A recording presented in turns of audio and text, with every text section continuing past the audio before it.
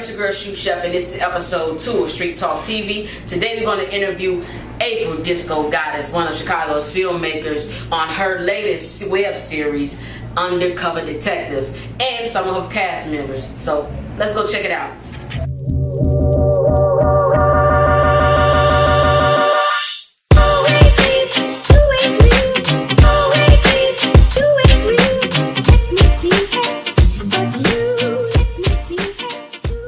Hi, I'm April Disco Goddess, producer of One Level House TV and Undercover Detective TV, and Don't Be Intimidated Dating docuseries.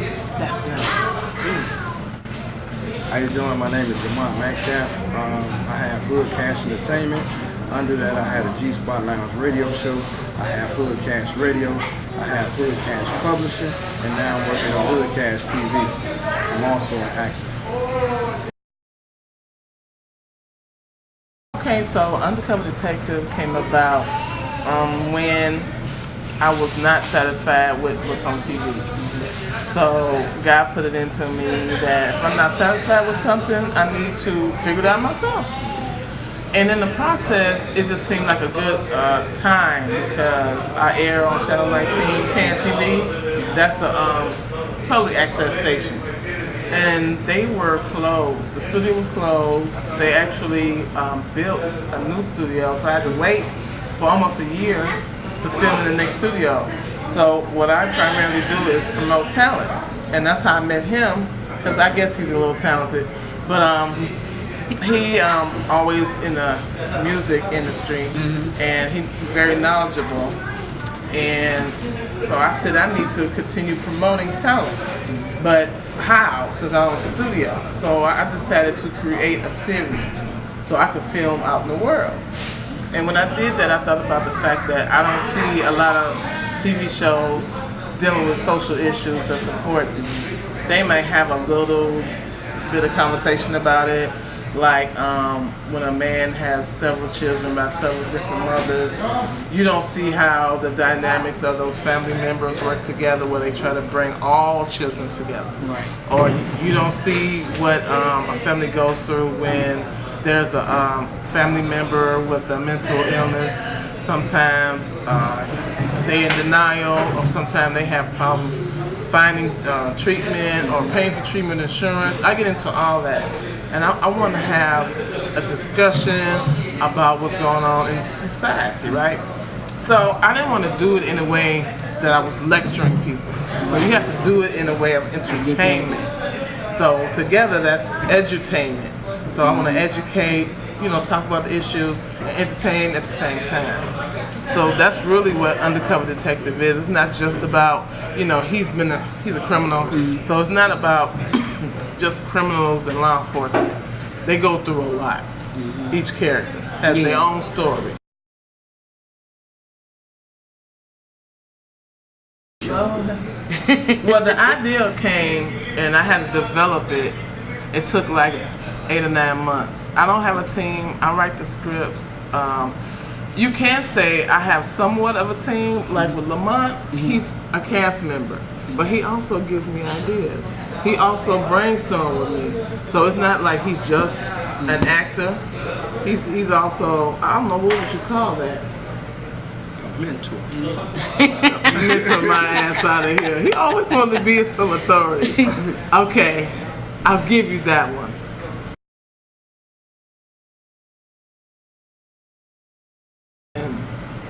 I write the scripts and search for the cast members at the same time, but sometimes I will meet an actor, and I basically work with people who want promotion, because it's a whole promotion with the show.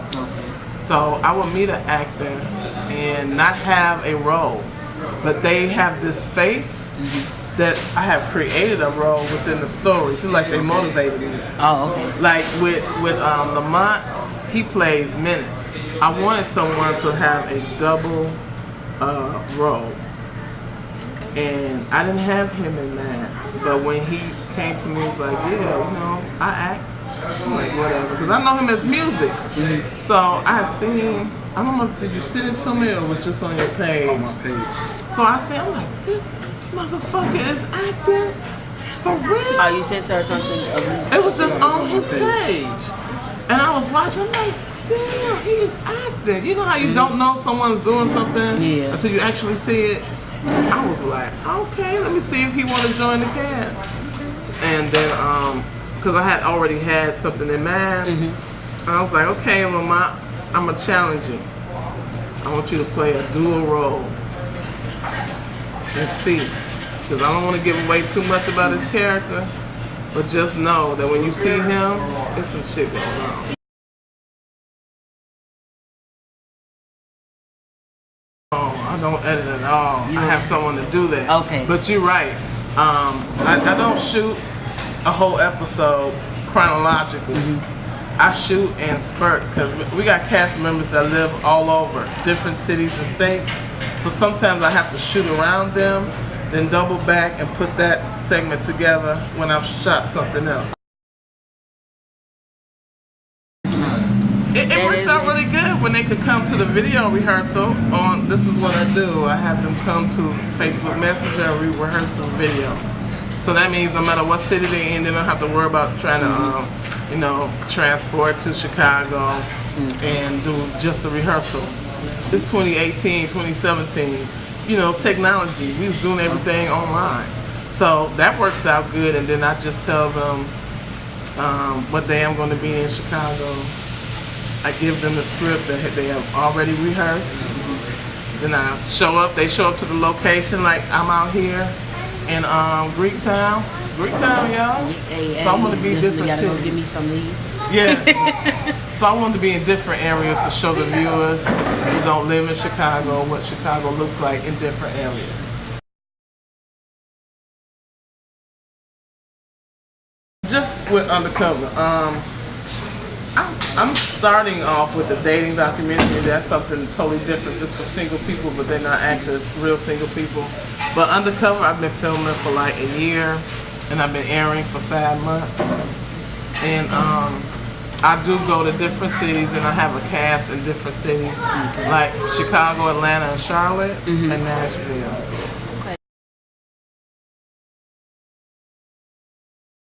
Well, anger with me stimulates a lot. I was angry that I didn't see what I wanted to see on TV, and I was angry when I went to house music clubs and I didn't hear the house music DJs I heard on Facebook.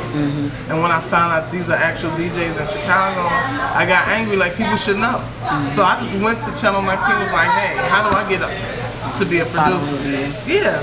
Because a lot of people watch Channel 19. Yeah. Even though it's public access, it's a little bit of everything on there, good and bad. But it's a lot of content. So when I found out how to get on there and how to start producing, I started promoting the DJs that I knew were very talented, and then it just blew up from there because people were emailing me like, "Oh, I never heard about house music. Y'all having a good time? You sound good." And then I started promoting artists. And that's how I met Lamont, because he's in the music industry, so he knew independent artists, a lot of them. I was gonna say, you DJ? No, I'm not yet. So I got with him for the independent artists, and then people say, "Hey, I want to bring my band on the show." When they start seeing that I'm doing something and it's reaching a lot of people, that's how it grew. So when they closed, I said I still got to continue this momentum.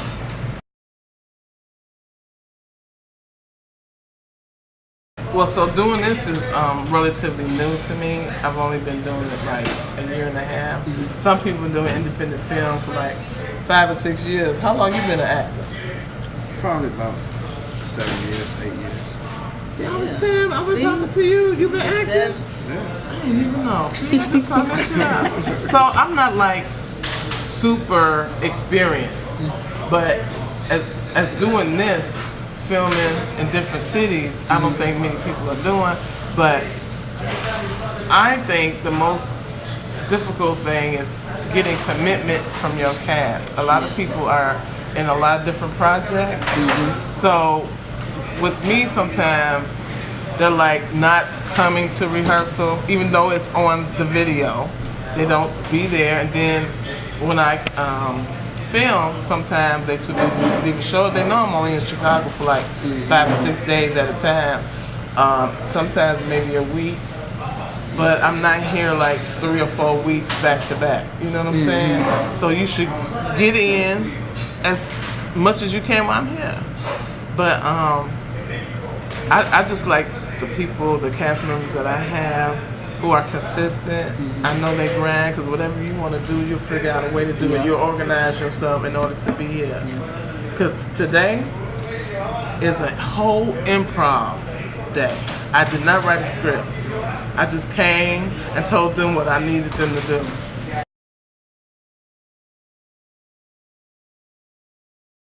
Well, you just go to my website, www.OneLoveOneHouseTV with the number 1. And I always suggest people go to the website to see what I'm doing. Because, not just because you find out, oh, hey, April's a producer, she needs actors. See what I'm doing first. Right. See if I'm worthy for you to even contact me. Because some people don't even know exactly what I'm doing. They just know that I'm looking for actors. That's 'cause they I could be having a lot of bullshit on my page. You know, I could have some whack, blurry, can't fucking hear or see. You know, why would you want to be a part of that? Right. So always research who you're interested in. So when you go to the website, it's like a menu to click on at the top right corner. Everything is listed on there, what I do. And you just send in your EPK, and I'm not saying what it is because they should know, because they can Google it, yes. And, everyone that should need that, especially all you artists out there. Yeah. Have all your stuff together. Send your EPK or at least a bio. Yo, what up, everybody? This your girl, Shoot Chef. And sorry for the intermission, but I want everybody to make sure y'all go over and check out the Street Talk Studios website. It is up now. It is for the culture, and we giving y'all all that real shh. Let's get back to the episode.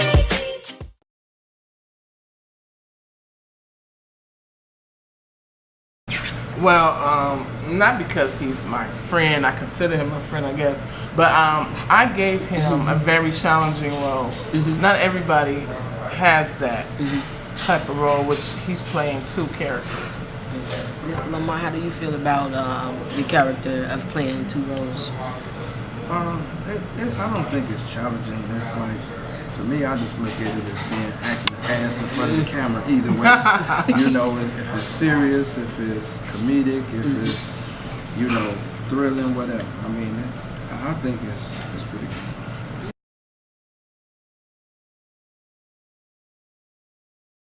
When I was a kid, I always wanted to act, but my mother didn't know how to get me into it. I didn't know how to get into it.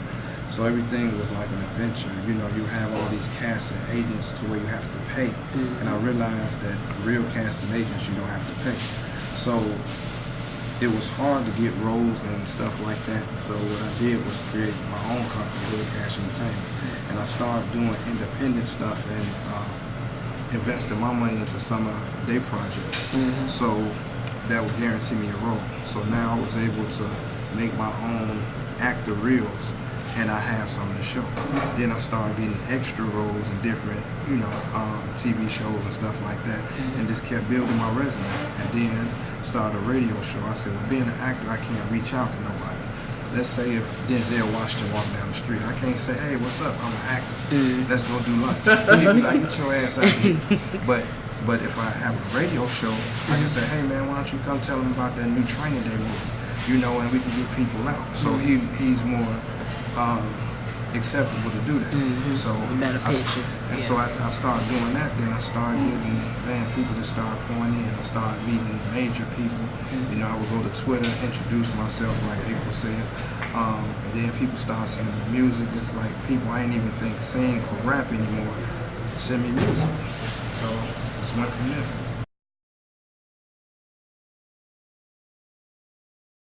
I'm a detective, which is Ace Armstrong. So I'm with the, you know, detectives and everything. Then my other role is called The Righteous One. This is a group of people. I go by the name of Menace. And what I do is intimidate people. If need be, we handle different situations when they come about. And so I get information from the street, and still I can use it as a detective.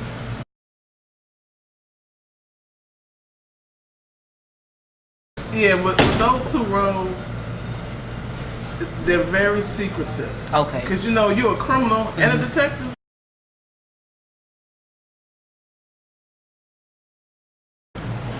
It kind of reflects your real life because when you're in this kind of business, you can't trust everybody. You can't let everybody know where you at. You can't let people know how you move. I mean, even if it's not a higher scale than where we like to be, but you still have problems, and to me, is you got to put on many faces. It's like when you in this entertainment business, you got to have a face to where you're smiling, you're greeting people. You got to have that mind frame. Then you got to have a different mind frame when you go to your regular job. You got to have a different mind frame when you go to when you're around family. That's then true. you got to have a different everything mind frame when you're around friends, because people look at you when you're in a public eye like that. People have certain expectations of you, and and you can't. Let's say like people might think you may have a lot of money. You might don't. Or you may have a lot of money and you look like that you don't. So you can't. We was just talking about that. You can't let everybody know your moves and everything, because there's a lot of cutthroat people out here. And I feel like for myself, it's easy to do two parts, because I feel like being this person, this is who I take the characters and apply it to myself. See, going straight through the script, I feel like everything is rehearsed. But if she's saying to me, hey, this is your character, as long as you're sticking to the script, let it be you. And that's what I do. So it's pretty much easy. Well, let me ask him about the other production. Because for me, I give them freedom. You can ad-lib, improv, as long as you don't go off subject. Do other producers let you do that? Some can. I thought I was special, Lamont. You are. I'm saying you're special, so you're special.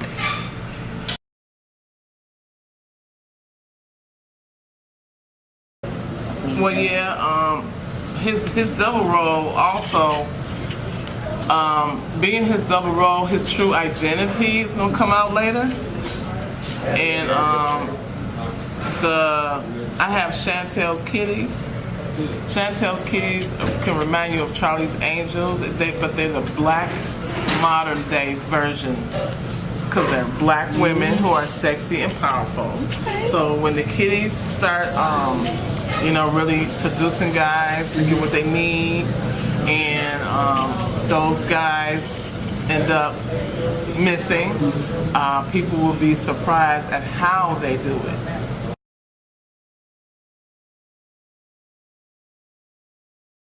Piece. I'm gonna let one little piece sneak out.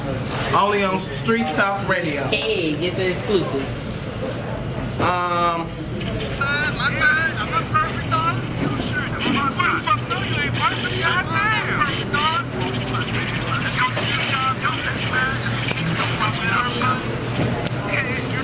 trying real hard not to take that and put that on your fucking mouth.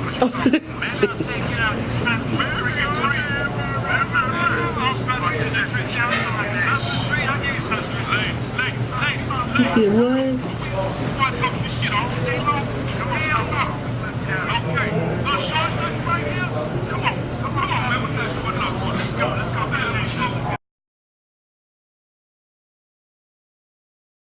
You can find me on Facebook, Lamont Metcalf, on Instagram, Hood Cash Radio, Twitter, Hood Cash ENT. My Google is Hood Cash ENT, Snapchat, Hood Cash ENT. LinkedIn is Lamont Metcalf. And you make sure y'all check out my YouTube channel, Hood Cash Entertainment. Words of encouragement. Words of dick like me. Words of encouragement is always stay positive. Don't let nobody ever tell you what you can't do, because I never thought that I could be in a position I'm in right now. And a lot of things that I did has been by myself. My own money out my pocket, me creating my own brand, and not always expecting people to help you, because everybody is not going to hold your brand or what you do as important as you are. You know how to represent yourself, so you make sure you represent yourself to the fullest. I'm One Love, One House TV on everything, with the number one Love, One House. TV on Twitter, YouTube, Facebook, Instagram. Also on Facebook, April Disco Goddess. That's when you see all the shit I'm going through every day. I post about that. And the words of encouragement is stay in prayer for those who are atheists. Good luck with that. But stay in prayer and just know that friends you had 5 years ago, 10 years ago, 20 years ago may not be your friends once you start progressing and doing different things. Just don't stop. Keep progressing, don't stop.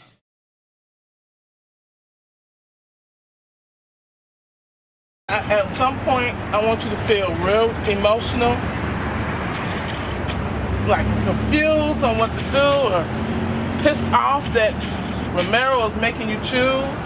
He put you in this position, and take your glasses off. What's up, everybody? It's your girl, Shoe Chef, and this is episode 2. You don't want me to be kidnapped by somebody. Well, I mean, Then you have to search for me. Then I'll slow down the production. yeah, but that's only if we recognize you missing. But how long will that take?